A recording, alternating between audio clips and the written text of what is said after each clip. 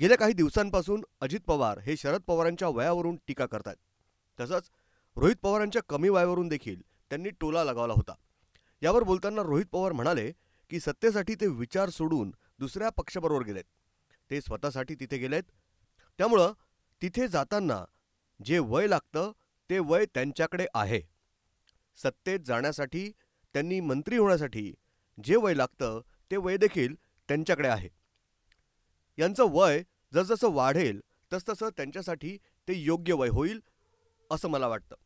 त्यामुळं हे सोयीचं राजकारण आहे, सोयीचं भाषण आहे। शरद पवारांची साथ सोडल्यानंतर यांचा वेळ कशात जातोय? त्यांनी घेतलेला निर्णय कार्यकर्ते आणि लोकांनाही पटत नसल्याचं त्यांना माहिती आहे। ठाकरे गट आणि अजित पवार गटाला कुठेही जनमत मिळत नसल्यानं अनेक सर्वेमधून हे स्पष्ट झालंय, असंही रोहित पवार यांनी सांगितलंय। स्वहितासाठी ते विचार सोडून दुसऱ्या पक्षाबरोबर गेलेले आहेत, ते स्वतःसाठी गेलेले आहेत।